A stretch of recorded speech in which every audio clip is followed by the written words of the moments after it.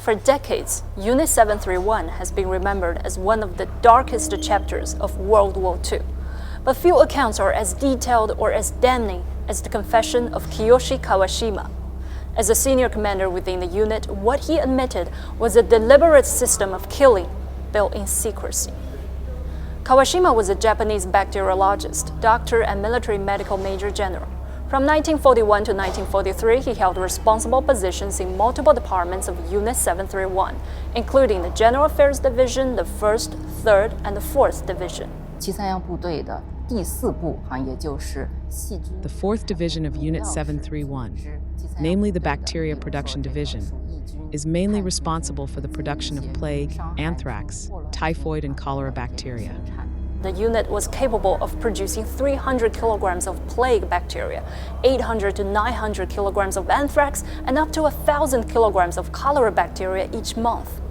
The bacteria would first be used on the so-called experimental subjects, or living people detained in cells run by Unit 731. Kawashima confessed that in Unit 731, research on each infectious disease has been assigned to separate cells. The facilities in the cell were very simple. There was nothing but a straw mat. Kawashima said hundreds of people were sent to the cells of Unit 731 each year during his tenure. None are known to have survived. Kawashima labeled Unit 731 what it truly was, a factory of death. He said no one could leave this death factory alive.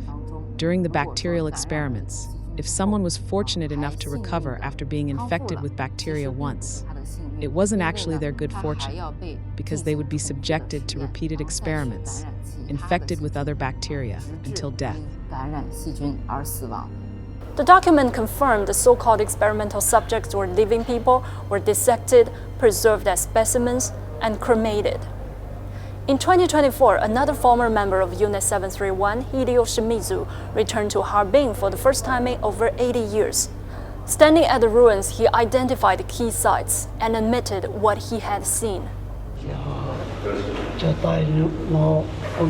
I remember catching a glimpse of this room by chance once. Inside, I saw specimens of pregnant women with fetuses still in their wombs, as well as human hands, gastrointestinal organs, brains, and nearly every other type of human tissue imaginable.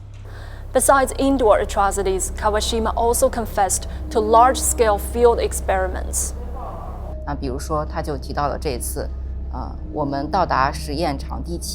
Kawashima said that in the Anda town, 100 kilometers away from Unit 731, there were 10 to 15 people tied to pillars, and there were hundreds of white mice. There were about 100 people involved in the experiments, and all the Japanese soldiers stayed in safe shelters.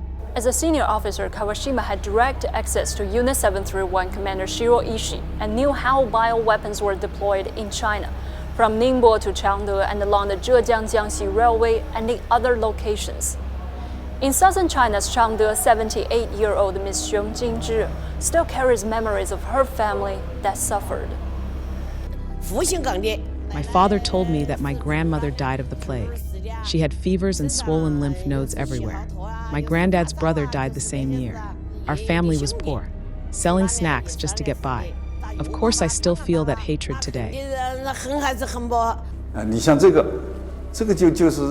This diary, found in the Japan Defense Agency library by a Japanese scholar, was written by an Imperial Army staff officer. It records a Type 97 aircraft departing on November 4th, reaching Changde at 6:50 a.m., and carrying out the mission below 1,000 meters due to fog. By November 6th, infections had begun, and by late November, the outbreak was spreading violently. This is concrete, irrefutable evidence.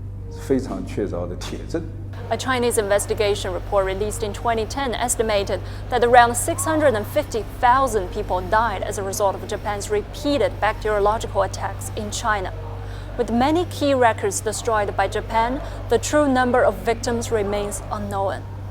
However, history speaks clearly through the confessions of men like Kiyoshi Kawashima. Taken together, his words reveal crimes that were systematic, top-down, and deliberately designed to kill on a massive scale. Together with China's existing archival materials and physical evidence, they constitute irrefutable historical proof of the atrocities that were committed.